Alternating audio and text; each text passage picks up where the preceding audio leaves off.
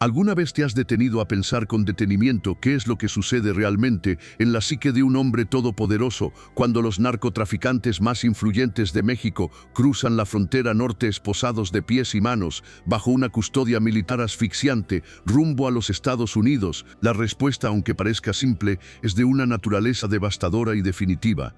En ese preciso instante en que el tren de aterrizaje toca la pista de un aeropuerto federal estadounidense, su existencia como figuras de autoridad se termina de forma abrupta y para siempre. Nunca más, bajo ninguna circunstancia legal, vuelven a ver la luz del sol como hombres libres, ni vuelven a sentir el peso del mando sobre sus hombros. Hoy en Narco Caídos, tu canal de confianza para los expedientes más oscuros del bajo mundo, te presentamos un análisis profundo y extenso de las historias de aquellos capos mexicanos que después de haber reinado sobre imperios criminales valuados en miles de millones de dólares, terminaron sus días enterrados en vida, consumidos por el silencio y el concreto de las prisiones más seguras y gélidas del sistema penitenciario de la Unión Americana. Estos hombres que hoy te describimos no eran delincuentes de poca monta, fueron auténticos monarcas del crimen organizado que controlaron rutas continentales, comandaron ejércitos privados de sicarios con armamento de guerra y corrompieron a funcionarios de los más altos niveles gubernamentales en México, llegando a sentar a secretarios de Estado en sus mesas de negociación. Pero cuando la implacable maquinaria de la justicia norteamericana finalmente puso sus manos sobre ellos a través del mecanismo de la extradición, les demostró con una frialdad matemática que no existe reino en este mundo, por más sangriento y poderoso que sea, que tenga la capacidad de durar para siempre. Desde el mítico y temido Centro Penitenciario de Máxima Seguridad Administrativa en Florence, ubicado en las montañas de Colorado y conocido mundialmente como el Alcatraz de las Rocosas, hasta otros complejos de seguridad nivel 5, estos narcotraficantes descubrieron que escapar del sistema judicial estadounidense es una misión prácticamente imposible que raya en la fantasía. Aquí no existen los túneles excavados con precisión de ingeniería, no existen los sobornos millonarios que abren cerrojos oxidados en la madrugada, ni existe poder político que valga una sola concesión, solo existen 4 paredes de concreto vibrando en un silencio absoluto y el peso aplastante de sentencias que garantizan que darán su último suspiro en soledad, tras rejas que nunca se abren. Prepárate para conocer las crónicas detalladas de hombres que lo tenían absolutamente todo, desde flotas de aviones hasta mansiones de mármol, y terminaron perdiéndolo todo en el microsegundo en que un avión de la justicia federal los depositó en suelo estadounidense. En esta lista de narcocaídos no existen los finales felices, no hay fugas espectaculares de película que alimenten el mito, no hay segundas oportunidades ni beneficios por buena conducta que valgan. Solo hay condenas que se miden en décadas interminables o en esas 2 palabras que representan la muerte civil de cualquier prisionero: cadena perpetua. Comenzamos este recuento con la historia de un hombre que fue, en su momento, el arquitecto de la violencia fronteriza, Benjamín Arellano Félix, el cerebro estratégico del cártel de Tijuana, quien hoy se consume lentamente en una prisión federal. Benjamín nació el 12 de marzo de 1952 en la ciudad de Culiacán, Sinaloa, pero su destino no estaba en los campos, sino en la frontera. Era el segundo de 7 hermanos que fundarían una de las organizaciones más violentas, exclusivas y despiadadas en la historia del narcotráfico mexicano. Durante las décadas de los 80 y los 90, bajo su liderazgo cerebral y el brazo ejecutor de su hermano Ramón, esta organización dominó con puño de hierro la plaza de Tijuana, convirtiéndola en un feudo privado. Controlaban el corredor Tijuana-San Diego, la ruta más lucrativa del planeta para introducir cocaína, marihuana y metanfetaminas a la Unión Americana. Se estima que durante su época dorada, el cártel de los Arellano Félix movía cientos de toneladas de narcóticos cada año calendario, pero lo que realmente distinguía a los Arellano Félix de otros grupos de la época no era solo el volumen de la droga, sino la brutalidad quirúrgica con la que operaban sus comandos de ejecución. Benjamín era el estratega refinado que coordinaba las finanzas y la logística desde las sombras, mientras su hermano Ramón sembraba el terror absoluto en las calles mediante su guardia pretoriana de los llamados Narco Juniors. Juntos, crearon una estructura que no dudaba en neutralizar de forma permanente a cualquiera que se interpusiera en su camino. desde rivales de otros cárteles hasta policías federales, periodistas valientes, jueces e incluso figuras religiosas de alto perfil. Sin embargo, el 9 de marzo de 2002, la suerte de Benjamín se evaporó bajo el sol de Puebla, apenas un mes después de que su hermano Ramón fuera abatido en un enfrentamiento en Mazatlán. Benjamín fue capturado en un domicilio discreto. En septiembre de 2007, un juez mexicano lo sentenció a 22 años de prisión, pero ese era solo el inicio de su calvario legal, pues Estados Unidos lo reclamaba con una insistencia feroz.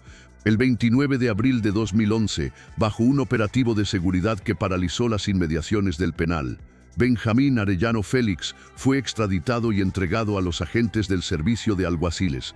Lo esperaba la Corte Federal del Distrito Sur de California. El 4 de enero de 2012, ante el peso de las evidencias presentadas por la Fiscalía, Benjamín optó por declararse culpable tras negociar un acuerdo que limitaba su sentencia a 25 años, evitando así una cadena perpetua segura, a cambio de ceder la increíble cantidad de $100 millones en bienes y activos decomisados. El juez, Larry Alan Burns, al dictar la sentencia definitiva, no ocultó su desprecio por la trayectoria del acusado. Describió a Benjamín como el líder de uno de los cárteles más violentos del mundo, responsable de supervisar una organización que se dedicaba de forma profesional a la tortura, el secuestro y las operaciones de eliminación sistemática. Su liderazgo fue calificado como despiadado, vicioso e inhumano por el propio magistrado. Benjamín fue recluido en la prisión conocida como USP Ley, en el estado de Virginia, un centro de alta seguridad diseñado para contener a los reclusos más conflictivos. En el año 2022, en medio de la crisis sanitaria global, sus abogados intentaron una jugada desesperada, solicitando una liberación anticipada por razones humanitarias, alegando su edad avanzada y los riesgos de salud. Sin embargo, la Fiscalía respondió con un documento de 20 páginas, donde recordaban detalladamente cómo Benjamín había dirigido personalmente la eliminación de 10 personas entre 1992 y 1997. El 31 de enero de 2023, el juez Burns rechazó categóricamente la solicitud, afirmando que Arellano merecía un castigo incluso mayor al que estaba cumpliendo y que su liberación representaba un riesgo para la seguridad pública. Hoy, a sus 74 años de edad, Benjamín Arellano Félix continúa recluido bajo condiciones estrictas. Su fecha de liberación programada es el 28 de abril de 2033, cuando tendrá 81 años. Pero la realidad es que México lo espera para que cumpla el resto de su condena original, garantizando que el antiguo cerebro de Tijuana muera en el olvido absoluto de una celda de concreto. Continuamos este expediente de narcocaídos con la historia de una traición que terminó en el aislamiento más profundo. Alfredo Beltrán Leiva, mejor conocido como el Mochomo. El 21 de enero de 2008 es una fecha que quedó marcada con fuego en la historia del narcotráfico, pues fue el día en que se rompió la alianza más poderosa del crimen organizado en Sinaloa. Ese día, elementos de élite capturaron al Mochomo en la ciudad de Culiacán, mientras viajaba en una camioneta de lujo con $900,000 en efectivo y una colección de relojes de alta gama. Esta captura no fue un arresto ordinario, fue el detonante de una guerra fratricida que dejó miles de muertos, ya que Alfredo era el hermano menor de Arturo Beltrán Leiva, el Barbas, y juntos habían sido los socios principales y el brazo operativo más importante de Joaquín El Chapo Guzmán. Alfredo nació el 21 de enero de 1971 en la comunidad de La Palma, en Badiraguato. Él era el gestor, el hombre que coordinaba los envíos masivos de cocaína desde Sudamérica hacia los Estados Unidos, aprovechando los contactos internacionales que sus hermanos habían cultivado. Pero cuando fue capturado, su hermano Arturo no tuvo la menor duda. El Chapo Guzmán lo había traicionado y entregado a las autoridades federales para obtener beneficios propios. La respuesta fue una declaración de guerra total que bañó de sangre el Pacífico mexicano. Mientras el país ardía por la disputa entre los Beltrán Leiva y el cártel de Sinaloa, Alfredo permanecía en prisión agotando todos los recursos legales para evitar su extradición. Pero el brazo de la justicia estadounidense es largo y persistente. El 7 de noviembre de 2014 fue finalmente entregado a las autoridades de aquel país para enfrentar cargos en la Corte Federal del Distrito de Columbia, en la capital, Washington. La Fiscalía estadounidense no tuvo piedad. estimaba que entre el año 2000 y el 2012, el Mochomo había sido responsable de la introducción de al menos 27.9 toneladas de narcóticos de alta pureza. El 5 de abril de 2017, el juez Richard León dictó la sentencia que sellaría su destino: cadena perpetua. Vestido con un uniforme caqui y con la mirada perdida, Alfredo escuchó cómo se le ordenaba además el decomiso de 529 millones de dólares, la cifra que el gobierno estimaba que había obtenido de sus actividades ilícitas. Aunque pidió disculpas con voz temblorosa, la sentencia fue inamovible. En junio de 2022, debido a su peligrosidad y a la importancia de su perfil, fue trasladado al ADX Florence, en Colorado. Allí, en una celda que mide apenas 2.1 metros de ancho por 3.6 de largo, el hombre que una vez coordinó los movimientos de toneladas de cocaína ahora pasa 23 horas al día en un aislamiento acústico casi total. Solo se le permite una hora de recreación en una jaula de metal rodeada por muros de 6 metros que bloquean cualquier vista del horizonte. Alfredo Beltrán Leiva ha descubierto que, en la soledad de las montañas rocosas, el poder y la lealtad familiar ya no tienen ningún significado. Siguiendo con los herederos de los grandes imperios caídos, llegamos a Vicente Carrillo Fuentes, alias el Viceroy. El 9 de octubre de 2014, la ciudad de Torreón fue el escenario de la captura del sucesor de una de las leyendas más grandes del narco. Vicente es el hermano menor de Amado Carrillo Fuentes, el mítico Señor de los Cielos, quien falleció en 1997 tras una cirugía plástica fallida. Vicente heredó el mando del Cártel de Juárez en una de las épocas más convulsas para la organización, teniendo que defender su territorio contra el embate del Cártel de Sinaloa, en lo que se convirtió en la batalla más sangrienta de la historia por el control de una frontera. Bajo su mando, Ciudad Juárez se transformó durante años en la ciudad más violenta del mundo, con ejecuciones que se contaban por miles. Se le acusó formalmente de coordinar el envío de toneladas de cocaína y de ser el autor intelectual de masacres que marcaron a la sociedad juarense. Tras su captura en México, pasó 7 años recorriendo diversos penales de máxima seguridad, hasta que, el 14 de septiembre de 2021, se concretó su extradición. Hoy, a sus 63 años de edad, el hombre que alguna vez dominó los cielos y las fronteras del norte de México aguarda su destino en una celda estadounidense. El Viceroy ha descubierto que, fuera de su feudo, el apellido Carrillo Fuentes ya no impone el terror que solía infundir en los corazones de sus enemigos. Ahora es solo un número más en un sistema que no perdona el legado de violencia que dejó a su paso. No podemos hablar de extraditados sin mencionar a uno de los hombres más sanguinarios y calculadores que ha conocido el país. Osiel Cárdenas Guillén, el fundador de los Zetas, nacido el 18 de mayo de 1967 en Matamoros, Tamaulipas. Osiel no solo fue un narcotraficante, fue el hombre que militarizó el crimen organizado en México. Ascendió a la cúpula del Cártel del Golfo tras eliminar a su propio mentor y mejor amigo, lo que le valió el sombrío apodo de El Mata Amigos. Pero su movimiento más trascendental fue reclutar a un grupo de desertores de las Fuerzas Especiales del Ejército Mexicano para convertirlos en su guardia personal, dando origen a los Zetas, un grupo que cambió para siempre las reglas de la violencia mediante el uso de tácticas de contrainsurgencia y terror paramilitar. Osiel fue capturado en marzo de 2003 en Matamoros, tras una de las balaceras más intensas de las que se tenga memoria. Pero su captura en México no detuvo su poder. Desde la prisión de La Palma, seguía dirigiendo sus operaciones con una mano de hierro. Todo cambió de forma drástica en enero de 2007, cuando fue extraditado a Estados Unidos bajo un fuerte dispositivo de seguridad. En el año 2010, en un juicio que se llevó a cabo bajo un velo de secreto por razones de seguridad nacional, Osiel se declaró culpable de tráfico de drogas, lavado de dinero y, lo más grave ante los ojos de Washington, de haber amenazado de muerte a agentes federales estadounidenses en territorio mexicano. Fue sentenciado a 25 años de prisión y al pago de $50 millones. A diferencia de otros capos, Osiel decidió colaborar de forma activa con las autoridades norteamericanas. lo que le permitió ser trasladado de la prisión de ADX Florence a otras instalaciones de menor restricción. Sin embargo, el hombre que una vez tuvo a los soldados más letales a sus órdenes, ahora sabe que su libertad física es un espejismo.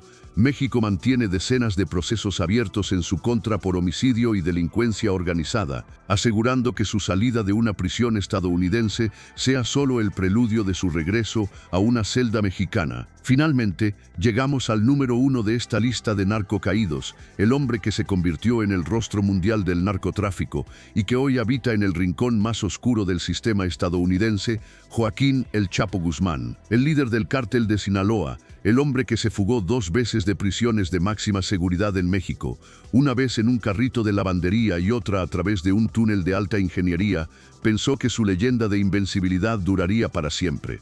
Pero el 19 de enero de 2017, en las últimas horas de la administración de Barack Obama, el Chapo fue extraditado de forma sorpresiva a la ciudad de Nueva York. Lo que siguió fue el llamado juicio del siglo en la Corte Federal de Brooklyn, donde durante meses se revelaron detalles escabrosos de su vida de excesos, de sus redes de corrupción que alcanzaban la presidencia de la República y de la violencia desmedida que utilizó para consolidar su imperio.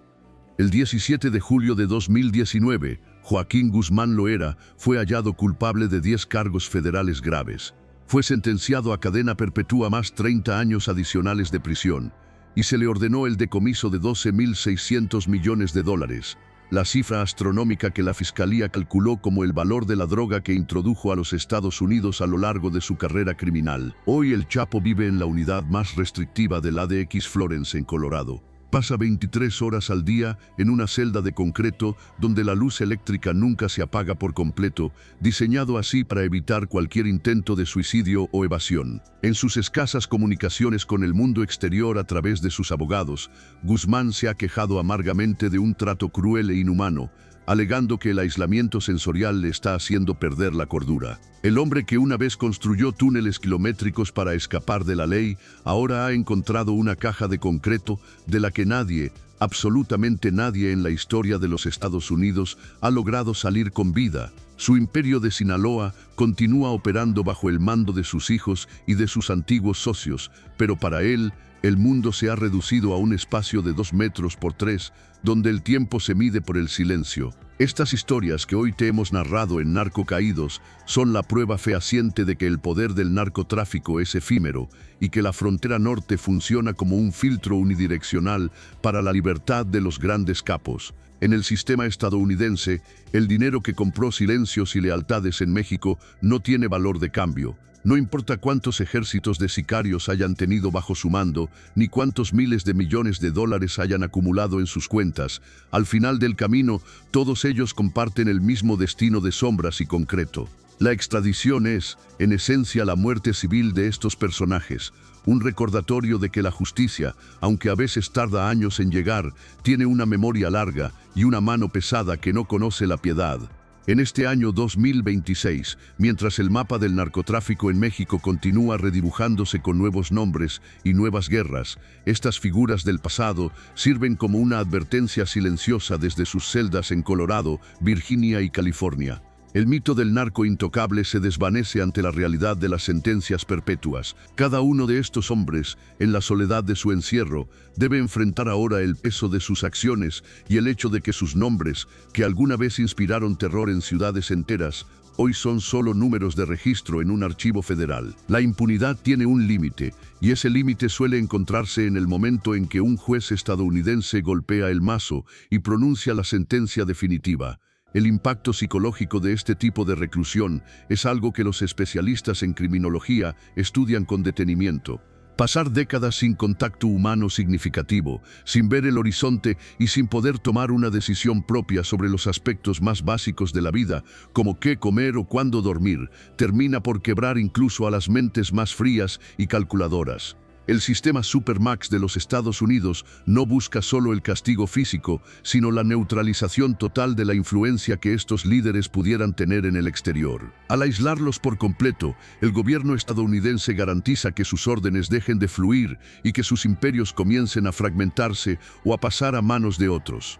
Es una forma de ejecución lenta y burocrática que no requiere de una cámara de gas, sino simplemente de tiempo y concreto. A medida que avanzamos en este siglo XXI, las herramientas de cooperación binacional se han vuelto más sofisticadas, haciendo que el refugio de la Sierra Mexicana sea cada vez menos seguro para quienes desafían a las potencias internacionales. La historia de Benjamín, Alfredo, Vicente, Osiel y Joaquín es solo el prólogo de lo que podría suceder con las nuevas generaciones de capos si no comprenden que el camino del crimen siempre conduce al mismo rincón oscuro y gélido de una prisión extranjera. En Narco Caídos seguiremos documentando estas caídas, porque detrás de cada fajo de billetes y cada arma de oro siempre hay una celda esperando a su dueño. La justicia estadounidense ha demostrado que no olvida los agravios, especialmente cuando estos involucran la seguridad de sus ciudadanos y la estabilidad de sus fronteras. ¿Te has preguntado alguna vez cómo es el primer día de un capo en ADX Florence, cuando se da cuenta de que no hay nadie a quien gritarle y nadie a quien sobornar? Es el momento en que el hombre se encuentra cara a cara con su propia insignificancia. Ese es el verdadero final de los imperios del mal. En los próximos episodios de Narco Caídos, seguiremos explorando los perfiles de los nuevos rostros que hoy intentan ocupar estos tronos vacíos, analizando sus tácticas y sus errores, porque la historia nos ha enseñado que el ciclo de ascenso y caída es una constante en este mundo de sombras. Gracias por acompañarnos en este extenso recorrido por las ruinas de los grandes imperios criminales de México. Mantente informado, mantente seguro y recuerda que la realidad siempre supera a la ficción en estas crónicas de la vida real. Aquel día de octubre de 2014, el silencio en una de las zonas residenciales de Torreón, Coahuila, no presagiaba el terremoto político y criminal que estaba a punto de ocurrir. Los agentes federales, que habían seguido el rastro de una sombra durante meses, finalmente cerraron el cerco. Al momento de la intercepción, el despliegue fue quirúrgico. Les aseguraron 2 vehículos de reciente modelo, un arma de fuego larga de alto poder y otra corta con el cargador abastecido, además de equipo de radiocomunicación de frecuencia privada y documentación diversa que revelaba las rutas de un imperio que se negaba a morir. El último gran heredero del cártel de Juárez, el hombre que había navegado las tormentas de la traición y la guerra durante décadas, finalmente había caído. Vicente Carrillo Fuentes nació el 16 de octubre de 1962 en el pequeño y polvoriento pueblo de Huamuchilito, en el estado de Sinaloa. Creció respirando el aire de la sierra y el aroma de los negocios ilícitos, en el seno de una familia que estaba predestinada por la ambición y el entorno a escribir las páginas más sangrientas y oscuras en la historia del narcotráfico mexicano. Su hermano mayor, Amado Carrillo Fuentes, no era un traficante cualquiera, se convertiría en uno de los narcotraficantes más poderosos y legendarios de todos los tiempos. Fue el hombre que transformó el trasiego de drogas en una operación de logística aérea de nivel industrial, transportando toneladas de cocaína pura en inmensos aviones Boeing 727, lo que le valió el apodo eterno de El Señor de los Cielos. Amado era un maestro del soborno, un hombre que entendía que el poder real no solo estaba en el plomo, sino en la capacidad de corromper a generales de división y a políticos de primer nivel por igual, creando una red de protección que parecía impenetrable. Sin embargo, el destino de la estirpe de los Carrillo Fuentes dio un vuelco dramático y cargado de misterio cuando Amado murió en julio de 1997. Aquel fallecimiento ocurrió en una mesa de operaciones de la Ciudad de México durante una cirugía plástica reconstructiva con la que presuntamente pretendía cambiar su apariencia para evadir de una vez por todas la cacería internacional. En ese vacío de poder absoluto, Vicente asumió el liderazgo del cártel de Juárez. No fue, bajo ninguna circunstancia, una transición sencilla ni pacífica. El imperio que Amado había construido con tanta meticulosidad estaba siendo amenazado de forma agresiva desde varios frentes simultáneos. El cártel de Sinaloa, bajo el mando de un ambicioso Joaquín El Chapo Guzmán, quería apoderarse por la fuerza de la estratégica plaza de Ciudad Juárez. Las autoridades federales intensificaban su persecución tras el escándalo de la muerte de Amado y las organizaciones criminales más pequeñas, antes sumisas, ahora querían su pedazo del pastel. Pero Vicente Carrillo Fuentes, apodado el Viceroy, demostró ser un sucesor más que digno y sumamente implacable. Bajo su mando operativo, el cártel de Juárez no solo sobrevivió, sino que mantuvo el control férreo del corredor Ciudad Juárez-El Paso, una de las rutas más estratégicas, dinámicas y lucrativas para el tráfico de drogas hacia los Estados Unidos. Estableció bases de operaciones inexpugnables en el Valle de Juárez, en las zonas de Guadalupe y en el Distrito Bravo, en Chihuahua. Vicente consolidó alianzas estratégicas con los proveedores colombianos de la vieja guardia y defendió su territorio con una brutalidad sistemática que convirtió a Ciudad Juárez en la ciudad más violenta del mundo entero durante varios años consecutivos, marcados por las ejecuciones en plena vía pública y el terror de los coches bomba.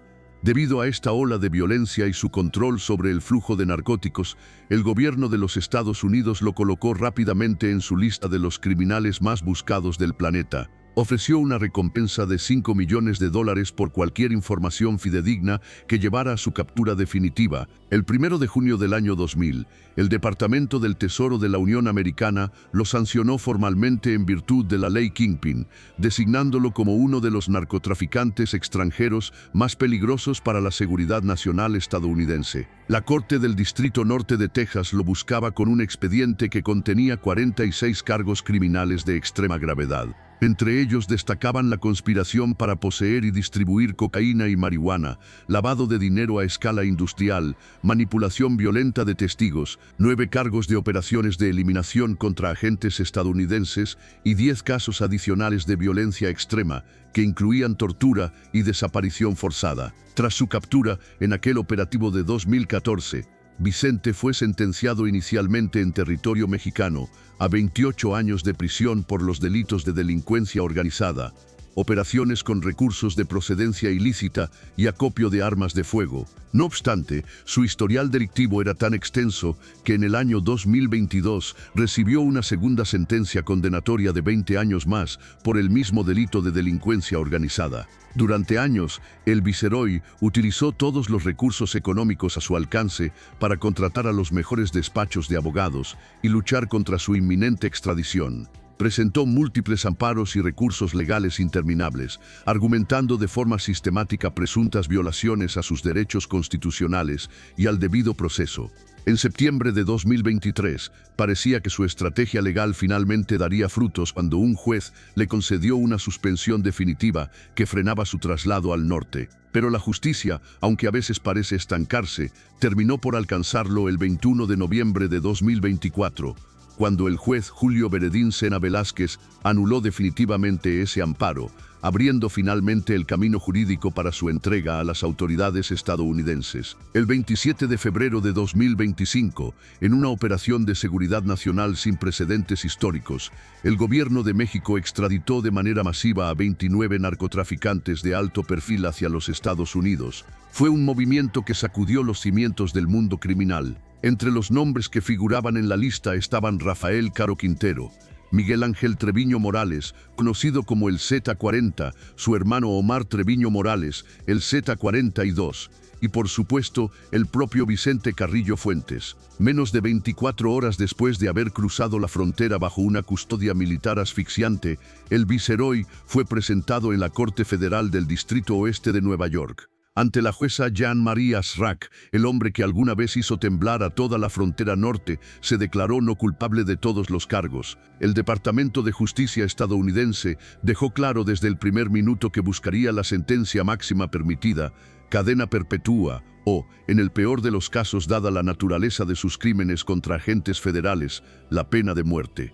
El 24 de junio de 2025, en un desarrollo judicial de última hora, la jueza le concedió un plazo de 90 días para intentar negociar un acuerdo de culpabilidad que podría evitarle la ejecución. La próxima audiencia fue programada originalmente para el 30 de septiembre de 2025, pero en agosto de ese mismo año llegó una noticia que cambió por completo el panorama legal de este caso. El Departamento de Justicia decidió formalmente no buscar la pena de muerte para Vicente Carrillo Fuentes. El último heredero del imperio de Amado enfrentará ahora la posibilidad de una cadena perpetua, pero no la ejecución mediante inyección letal. Fue un pequeño alivio en medio de una pesadilla legal que garantiza, con una certeza matemática, que el exlíder criminal pasará el resto de su existencia biológica tras las rejas de una prisión extranjera. Vicente proviene de una estirpe con vínculos profundos y ancestrales con el mundo del narcotráfico. Su madre, Aurora Fuentes López, tuvo 7 hijos varones: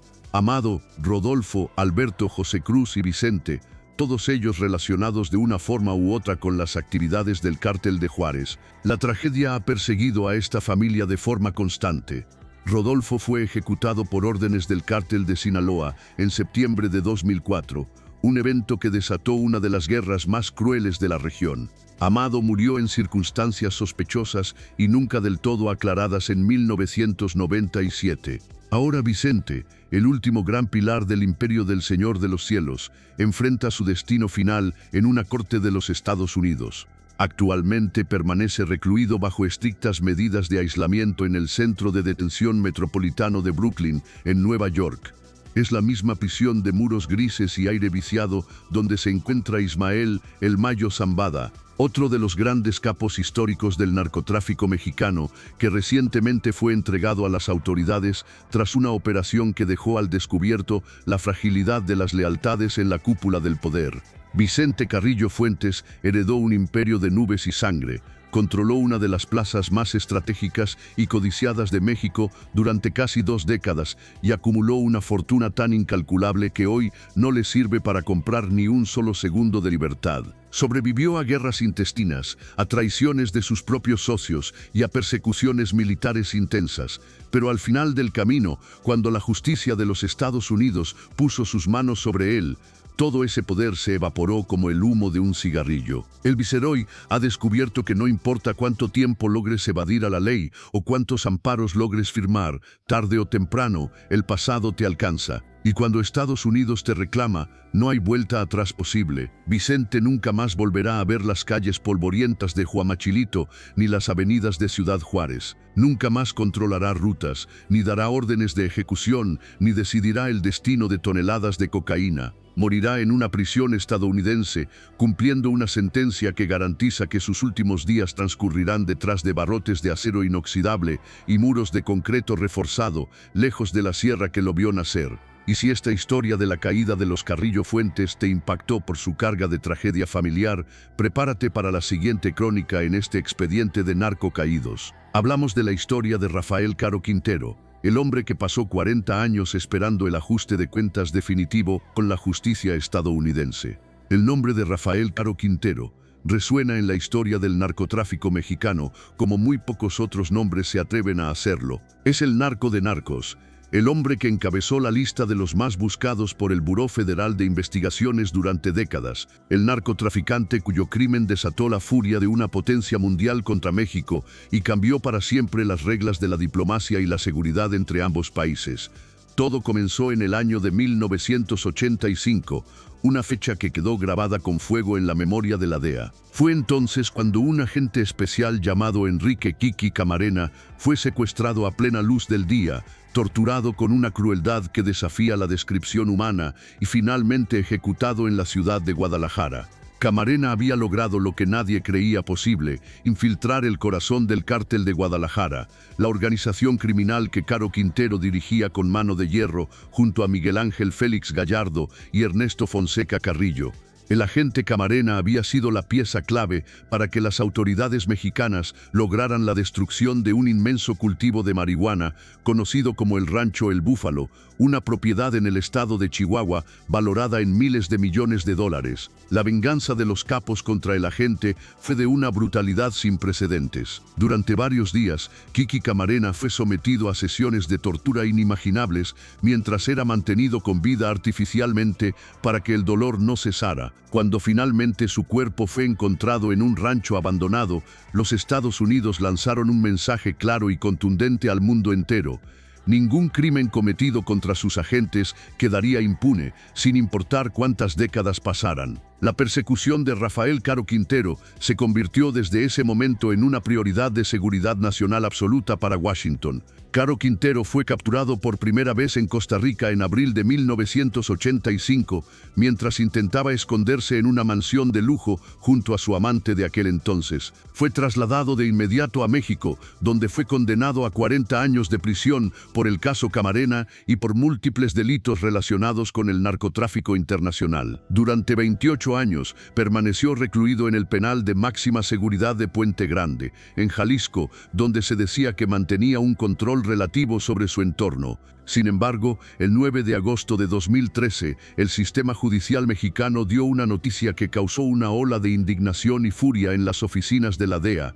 Un juez ordenó su liberación inmediata basándose en un tecnicismo legal relacionado con la jurisdicción del caso. La noticia de que el narco de narcos caminaba libre nuevamente después de 28 años tras las rejas provocó una reacción sísmica en los Estados Unidos. El Departamento de Justicia emitió de forma instantánea una nueva orden de aprehensión con fines de extradición, y la DEA elevó la recompensa por su captura a la cifra histórica de $20 millones, la más alta ofrecida por un narcotraficante en ese momento. Caro Quintero se convirtió en fugitivo una vez más, desvaneciéndose en las sombras de la Sierra Madre Occidental. Durante casi una década, vivió escondido en las zonas rurales más remotas de Sinaloa, protegido por complejas redes de complicidad familiar, seguridad paramilitar y el silencio de las comunidades que veían en él a una leyenda viviente. Pero los Estados Unidos nunca, ni por un solo segundo, dejaron de rastrear su sombra.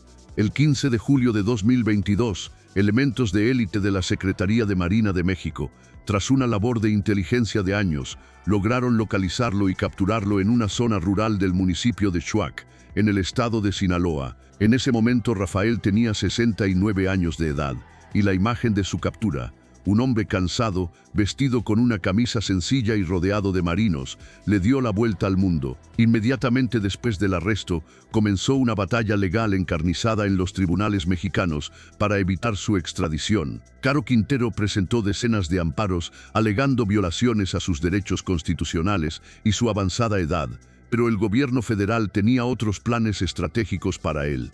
Finalmente, el 27 de febrero de 2025, en el marco de la histórica operación de extradición masiva que mencionamos anteriormente, Rafael Caro Quintero fue entregado formalmente a las autoridades de los Estados Unidos junto con otros 28 narcotraficantes de alto perfil.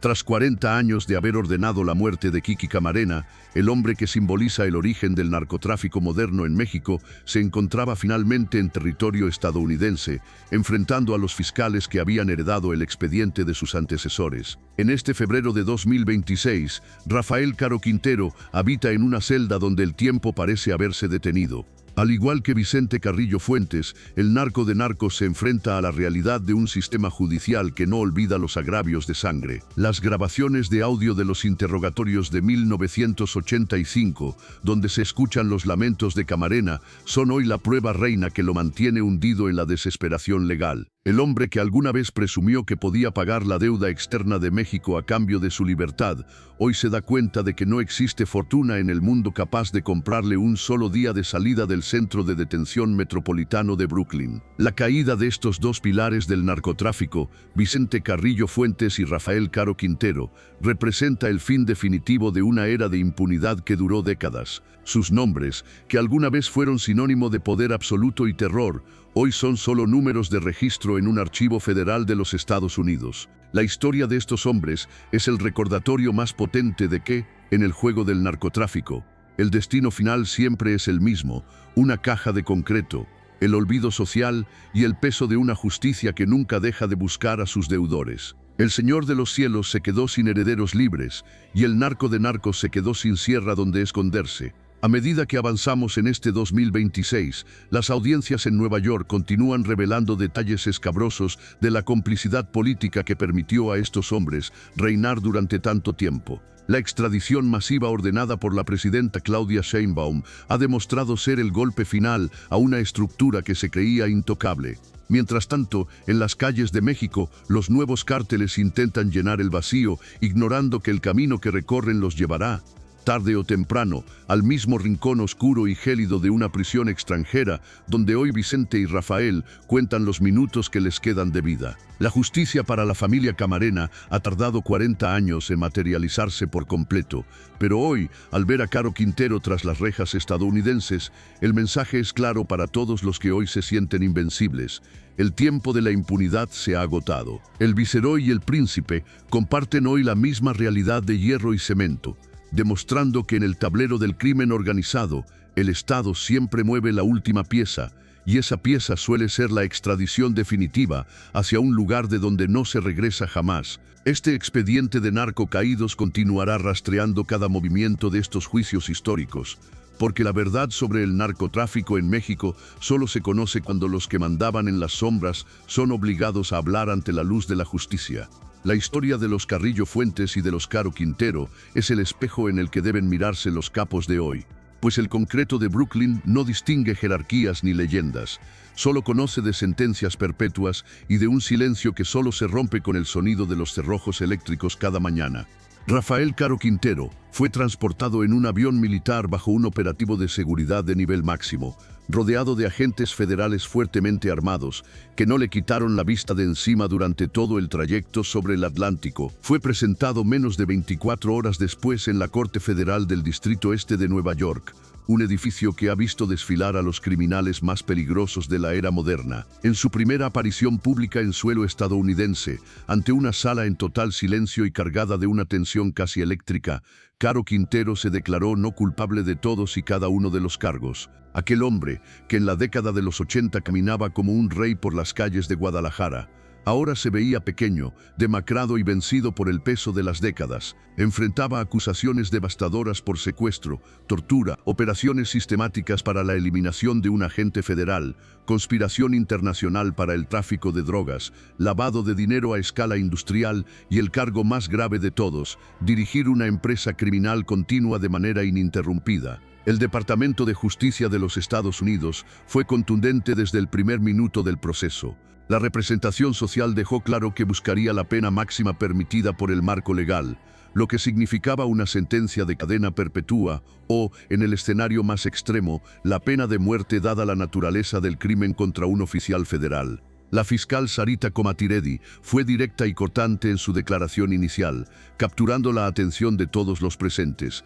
Después de 40 años de espera, el señor Quintero, quien participó de manera activa y decisiva en las acciones violentas contra el agente de la Administración de Control de Drogas, Enrique Kiki Camarena, finalmente está ante la justicia estadounidense para rendir cuentas. Estas palabras resonaron como un eco de justicia tardía, pero implacable. Rafael huyó durante años en las zonas rurales más profundas de Sinaloa, moviéndose entre matorrales y durmiendo en chozas humildes para evadir los satélites y los drones, pero la justicia estadounidense demostró que nunca olvida un agravio de sangre. El 26 de marzo de 2025, durante una audiencia crucial que definió el rumbo del juicio, el juez Frederick Block otorgó a la Fiscalía un plazo de 90 días para determinar formalmente si buscarían la aplicación de la pena capital.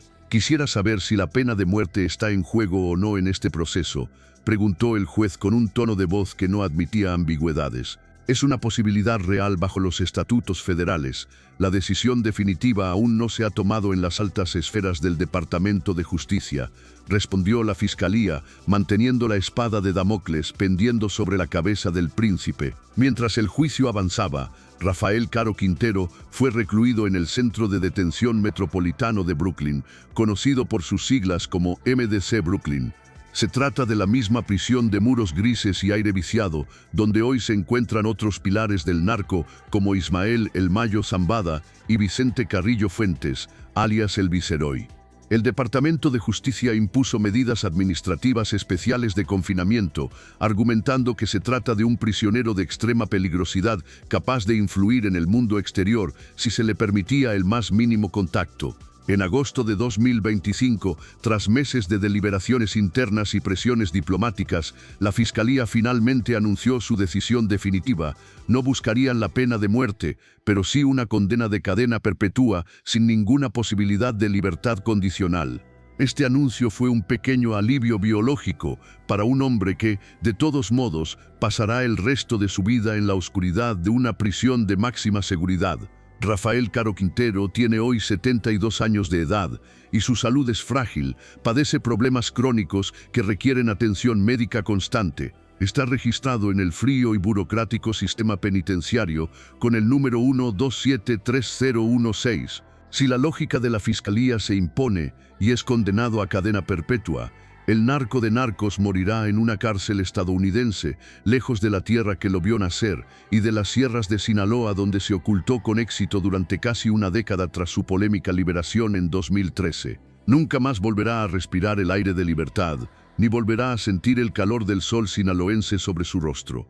Su historia es la crónica de una deuda que los Estados Unidos cobraron con una paciencia aterradora después de 40 años de persecución. Es una advertencia silenciosa pero potente para cualquier narcotraficante de la nueva generación que crea que puede escapar eternamente del brazo de la ley internacional. No importa cuánto tiempo pase, no importa cuántas fronteras cruces, ni en qué cueva te escondas, tarde o temprano, la tecnología y la voluntad política te encontrarán. Y cuando lo hagan, pagarás cada segundo y cada día que lograste evadir a la justicia. El hombre que alguna vez acumuló una fortuna estimada en casi $500 millones, el que presuntamente se ofreció a saldar la deuda externa de su país a cambio de impunidad, ahora enfrenta sus últimos suspiros en una celda de concreto de 3 metros cuadrados, esperando una sentencia que garantiza que nunca más verá la luz del día como un hombre libre. Pero ninguna de estas historias, por más impactantes que sean, se compara con el perfil que ocupa el número 1 de nuestra lista en Narco Caídos. Hablamos de la caída del titán, el hombre que se convirtió en una leyenda de la cultura popular y en el dolor de cabeza más grande para 2 gobiernos.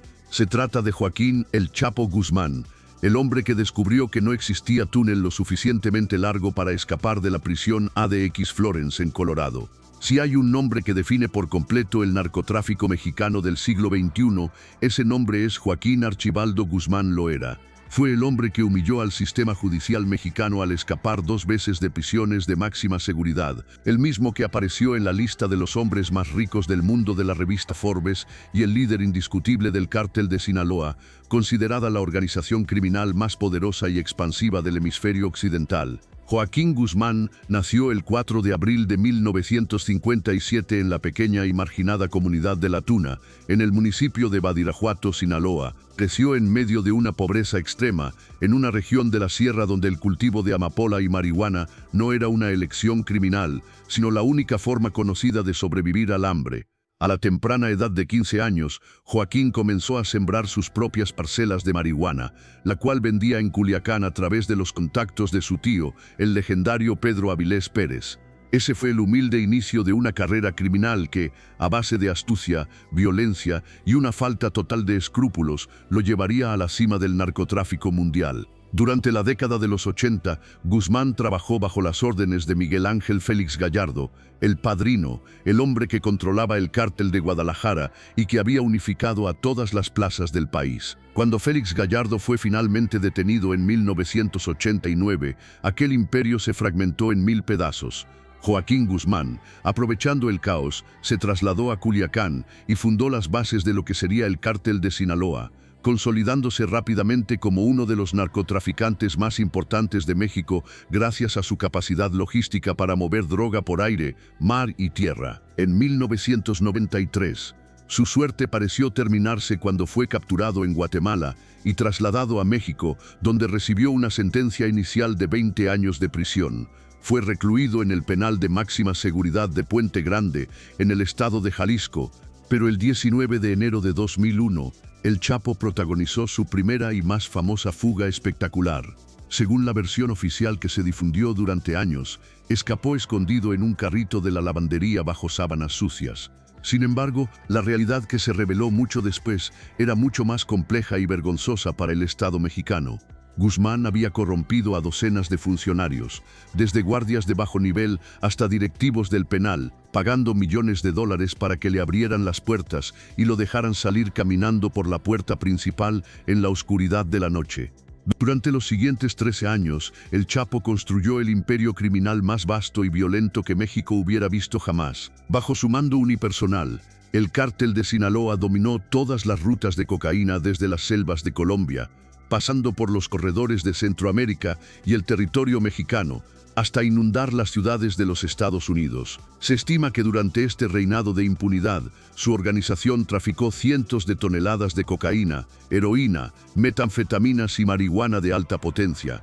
Pero la cacería no se detuvo, y el 22 de febrero de 2014 fue capturado nuevamente en un operativo sorpresa en un edificio de condominios en Mazatlán, Sinaloa. Esta vez fue recluido en el Centro Federal de Readaptación Social número 1, mejor conocido como el Altiplano, la joya de la corona de la seguridad penitenciaria en México. La confianza del gobierno en la seguridad del Altiplano se desmoronó el 11 de julio de 2015, cuando el Chapo volvió a fugarse de manera cinematográfica. Sus operadores e ingenieros habían excavado un túnel de 1.5 kilómetros de longitud que llegaba exactamente hasta el área de la regadera en su propia celda. El túnel no era una simple excavación, contaba con sistemas de iluminación profesional, ventilación forzada y rieles con una motocicleta adaptada para transportar el material y al propio capo a gran velocidad. Fue considerada la fuga más espectacular y humillante en la historia moderna de México. El entonces presidente Enrique Peña Nieto,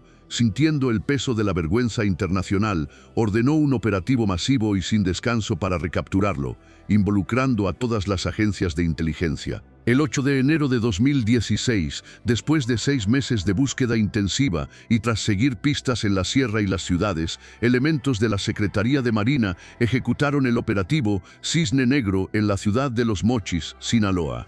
Después de un tiroteo intenso y sangriento que dejó varios sicarios fallecidos y marinos heridos, el Chapo fue capturado en las alcantarillas de la ciudad, donde intentaba escapar entre las aguas negras, mientras las fuerzas federales lo rodeaban por todos los flancos. Esta vez, el gobierno de México tomó una decisión histórica para evitar una tercera humillación, extraditarlo de inmediato a los Estados Unidos.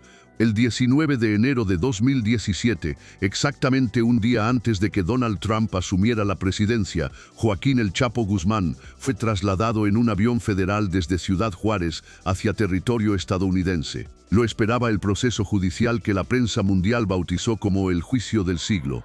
La Corte Federal del Distrito Este de Nueva York preparó un caso de proporciones hercúleas que involucró a decenas de testigos protegidos, miles de páginas de evidencia documental, interceptaciones telefónicas y testimonios devastadores que desnudaron décadas de narcotráfico, corrupción política al más alto nivel y una violencia que parecía no tener límites morales. El juicio comenzó formalmente el 5 de noviembre de 2018 y se extendió durante 3 meses de audiencias diarias que mantuvieron al mundo en vilo. Los fiscales presentaron evidencia irrefutable de que el Chapo había ordenado personalmente la operación de eliminación de al menos 26 personas, incluyendo a rivales, soplones y oficiales de policía que se negaron a aceptar sus sobornos. Se reveló que su organización había generado ganancias astronómicas que superaban los 14.000 millones de dólares, un capital que le permitía comprar lealtades en todo el continente. El primer testigo de cargo que sacudió la corte fue Jesús el Rey Zambada García, hermano de su socio Ismael El Mayo Zambada. Con una frialdad absoluta, el rey describió ante el jurado cómo cada mes el Chapo destinaba una bolsa de $300.000 únicamente para sobornar a jefes de la Procuraduría, comandantes de la Policía Judicial, estatal y local, e incluso agentes destacados en la Interpol. Era la única manera de proteger nuestros movimientos y garantizar que los cargamentos llegaran a su destino sin contratiempos, declaró el testigo en una de las sesiones más impactantes del juicio. Hoy Joaquín Guzmán Loera cumple una sentencia de cadena perpetua más 30 años adicionales en la prisión ADX Florence en Colorado. Vive en una unidad de segregación donde el contacto humano es prácticamente nulo. Pasa 23 horas al día en una celda donde la luz nunca se apaga por completo, diseñado así para evitar que pierda la noción del tiempo o intente dañarse a sí mismo. El hombre que alguna vez controló ejércitos y movió toneladas de veneno por todo el planeta, hoy se encuentra encerrado en una caja de concreto de la que nadie ha logrado escapar jamás. Su historia, al igual que la de Caro Quintero, es el recordatorio final de que en el tablero del narcotráfico el Estado siempre mueve la última pieza, y esa pieza suele ser el olvido eterno tras las rejas de una prisión extranjera. Este ha sido un nuevo expediente de narcocaídos. La caída de estos gigantes del crimen no solo marca el fin de sus carreras, sino el inicio de una era donde la impunidad ya no puede comprarse con oro. Los muros de Brooklyn y las montañas de Colorado albergan hoy a quienes se creyeron dioses, demostrando que, al final del camino, todos son iguales ante el peso de la ley. ¿Crees que la extradición es el castigo definitivo para estos capos o debería haber otra forma de justicia en sus países de origen? Te leemos en los comentarios. Otro testimonio que resultó ser una auténtica daga clavada en el corazón de la defensa provino de Jesús Vicente Zambada Niebla, mejor conocido en el mundo del AMPA como el Vicentillo. El hijo de Ismael El Mayo Zambada, el heredero que alguna vez fue considerado el príncipe de la droga, se sentó frente al estrado y con una frialdad que estremeció a los presentes, detalló minuciosamente cómo Joaquín El Chapo Guzmán ordenaba cada paso de la operación criminal, desde la compra masiva de estupefacientes en las selvas de Sudamérica hasta el transporte en barcos, aviones y trenes, y la posterior distribución de toneladas de cocaína en las calles de las principales ciudades de Estados Unidos. Aquel testimonio no fue solo una declaración, fue una clase magistral sobre el funcionamiento interno de la corporación criminal más expansiva de la historia. El 12 de febrero de 2019, después de meses de deliberaciones y de haber escuchado a decenas de testigos que describieron una realidad de violencia y exceso, el jurado finalmente pronunció su veredicto. El Chapo Guzmán fue declarado culpable de los 10 cargos que enfrentaba, una lista que incluía narcotráfico a gran escala, lavado de dinero industrial, uso de armas de fuego de alto calibre para promover actividades delictivas y el cargo más demoledor de todos, dirigir una empresa criminal continua. Este último cargo era especialmente grave en el sistema federal estadounidense, pues conllevaba una sentencia automática de cadena perpetua sin posibilidad de beneficios. El 17 de julio de 2019, el juez Brian Cogan dictó la sentencia final que muchos esperaban: cadena perpetua más 30 años adicionales de prisión, una condena diseñada para asegurar que Guzmán Loera nunca más volviera a pisar la calle. Además, el magistrado ordenó el decomiso de más de 12.600 millones de dólares, la fortuna astronómica estimada que el Chapo había acumulado durante su sangrienta y lucrativa carrera criminal. Antes de escuchar el martillazo final del juez, Joaquín Guzmán tuvo la oportunidad de dirigirse a la corte. Con una voz que por momentos se escuchaba entrecortada por la impotencia, denunció que su juicio había sido una farsa injusta. Sus palabras fueron una queja amarga contra el sistema. Dado que el gobierno de Estados Unidos me va a enviar a una prisión en la que mi nombre no volverá a ser escuchado nunca más, aprovecho esta oportunidad para decir que aquí no hubo justicia, sentenció. Describió el periodo de su reclusión preventiva en Nueva York como una tortura psicológica, emocional y mental que se extendía las 24 horas del día, alegando que se le privaba de luz solar y de contacto humano básico. Sin embargo, sus quejas no cambiaron absolutamente nada en el guión de la justicia norteamericana. De inmediato, el Chapo fue trasladado bajo un operativo de seguridad de nivel máximo hacia la prisión de ADX Florence en el estado de Colorado. Este complejo es la prisión de máxima seguridad más estricta y segura de todo el territorio estadounidense, un lugar que ha ganado la fama mundial de ser el Alcatraz de las Rocosas, el búnker del que nadie, absolutamente nadie, escapa. La prisión de ADX Florence fue inaugurada en el año de 1994, diseñada específicamente con ingeniería de vanguardia para albergar a los criminales más peligrosos y de más alto perfil del sistema penitenciario. Desde el día en que abrió sus puertas, no ha registrado ni una sola fuga exitosa. El complejo cuenta con 1.400 puertas automáticas controladas por computadora, 12 torres de vigilancia con francotiradores de élite apostados las 24 horas, cercas electrificadas con alambres de púas capaces de detener a un vehículo, sensores de movimiento por rayos láser, cámaras de seguridad con inteligencia artificial, y un sistema de vigilancia satelital que monitorea cada centímetro del perímetro. En ese mismo lugar, Guzmán Loera comparte el silencio con los enemigos más acérrimos de la nación americana, terroristas como Johar Tsarnaev, autor de los atentados del Maratón de Boston, Ramzi Youssef, responsable del atentado al World Trade Center de 1993, y Terry Nichols, cómplice del atentado de Oklahoma City. También habitan allí asesinos seriales y otros narcotraficantes que alguna vez fueron sus rivales, como Alfredo Beltrán Leiva, el Mochomo.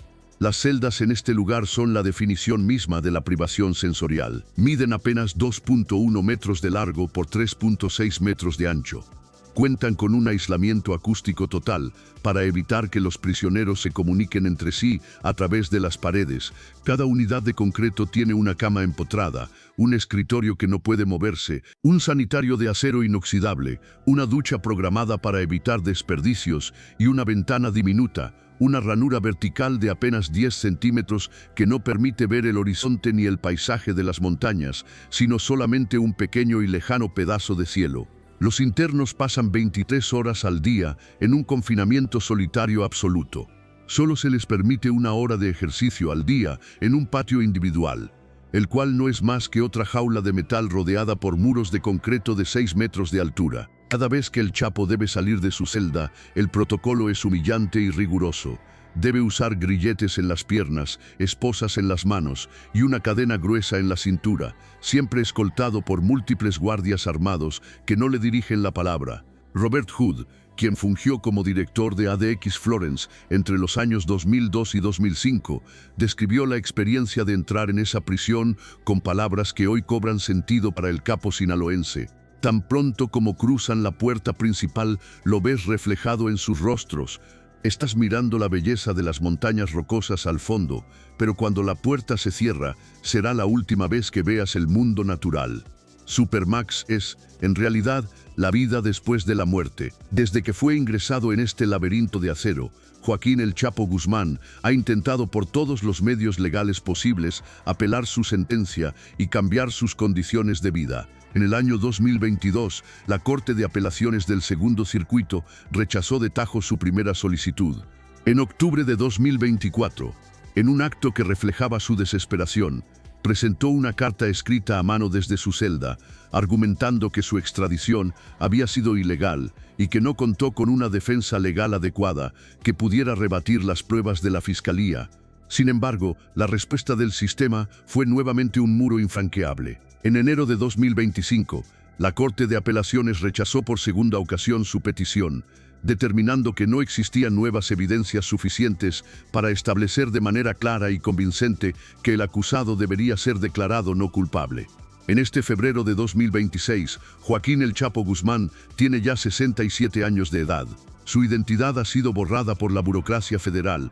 Ahora está registrado con el número de preso 8BMW053. Su fecha de liberación programada es simplemente ninguna. La cadena perpetua en Estados Unidos significa exactamente eso, el fin de la existencia fuera de esos muros. Morirá en prisión. El hombre que humilló al gobierno mexicano al escapar 2 veces de prisiones estatales, descubrió finalmente que de ADX Florence no hay túnel que valga ni carrito de lavandería que funcione. El narcotraficante que durante décadas sobornó a generales, gobernadores y hasta presidentes municipales con maletas llenas de dólares, descubrió que en la Unión Americana el dinero no puede comprar la libertad una vez que el juicio ha terminado. El capo que ordenó la construcción de túneles kilométricos con aire acondicionado e iluminación profesional descubrió que no existe ingeniería criminal capaz de llegar hasta el subsuelo de Colorado. Joaquín Guzmán Loera construyó el imperio criminal más poderoso y expansivo del hemisferio occidental.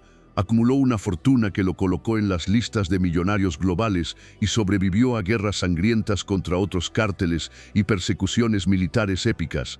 Pero en el momento en que pisó suelo estadounidense, todo ese poder se evaporó en un suspiro. No hubo sobornos que funcionaran, no hubo cómplices que lo protegieran desde el poder político. Solo quedó un hombre de 67 años en una celda de 7.5 metros cuadrados, pasando sus días en una soledad que pesa más que el concreto. El hombre que alguna vez fue el motor del narcotráfico mexicano, pasará sus últimos suspiros en la prisión más segura del mundo, sin poder, sin los lujos de sus mansiones, sin el calor de su familia y sin la mínima esperanza de volver a ver la luz del día. Su caída es el recordatorio definitivo de que, sin importar cuán alto se llegue en la jerarquía del crimen, el descenso es inevitable y suele ser hacia el olvido. Cuando Estados Unidos pone sus manos sobre un objetivo de este calibre, la puerta de la calle se cierra con un candado que nadie puede abrir. Estas historias que hemos analizado hoy en Narco Caídos tienen hilos conductores innegables, poder absoluto, ambición desmedida, violencia extrema y un final que siempre es el mismo. Estamos hablando de 5 figuras que creyeron estar por encima de cualquier ley humana, que corrompieron las fibras más íntimas de las instituciones, que acumularon fortunas que superaban el presupuesto de estados enteros y que sembraron un terror que todavía hoy marca la piel de 2 naciones. Pero, al final del camino, estos 5 hombres descubrieron que la justicia estadounidense no perdona el agravio, no olvida la sangre derramada y, sobre todo, no negocia la impunidad. Joaquín El Chapo Guzmán, el escapista de leyenda, ahora habita una celda de la que nunca saldrá. Alfredo Beltrán Leiva, el Mochomo, el operador que fue traicionado por sus propios socios, purga hoy su cadena perpetua en el mismo complejo de seguridad extrema. Benjamín Arellano Félix, el cerebro táctico que transformó a Tijuana en un campo de batalla, morirá tras las rejas de una prisión federal. Vicente Carrillo Fuentes, el viceroy, el último heredero de la dinastía del Señor de los Cielos, se enfrenta a una vida de encierro perpetuo tras su reciente extradición. Y Rafael Caro Quintero, el narco de narcos, el hombre que inició la era moderna del tráfico, terminará pagando después de 40 años la deuda pendiente por un crimen que la DEA nunca permitió que prescribiera. Todos ellos construyeron imperios de papel y plomo, pero los imperios cimentados sobre la violencia y la corrupción sistémica tienen una fecha de caducidad que tarde o temprano llega. Cuando estos colosos caen, la caída es brutal, definitiva e irreversible. Hoy, en los rincones más aislados de las prisiones de máxima seguridad en Colorado, Virginia y Nueva York, estos 5 personajes que alguna vez fueron dueños de los titulares pasan sus horas en celdas de concreto frío, rodeados por un silencio absoluto, sin contacto real con el mundo que alguna vez aterrorizaron y sin la más mínima esperanza de recuperar su libertad. Son hoy recordatorios vivientes de que el poder emanado del narcotráfico es una ilusión temporal, pero las consecuencias legales y humanas son eternas y pesadas. En el mundo de narcocaídos, estas crónicas nos sirven para entender que la realidad siempre supera a la ficción y que el costo de la ambición criminal se paga con el tiempo de vida que nunca vuelve. ¿Cuál de estos expedientes te ha impactado más por la crudeza de su desenlace? ¿Consideras que la extradición masiva es la herramienta más efectiva para terminar con el reinado de estos capos? ¿O crees que la justicia debería ser distinta? Tu opinión es fundamental para nosotros. En el mundo del crimen organizado, todos los caminos, por más lujosos o violentos que sean, conducen invariablemente al mismo destino: una celda sin salida, una ventana que no mira a ninguna parte y una sentencia que solo termina con el último aliento. Mantente conectado con nosotros para conocer más detalles sobre los nuevos rostros que hoy intentan ocupar estos tronos vacíos, ignorando que el concreto de Brooklyn o de Colorado ya está esperando por ellos. Esto es Narco Caídos, donde la historia de los que cayeron es la advertencia para los que aún caminan en las sombras.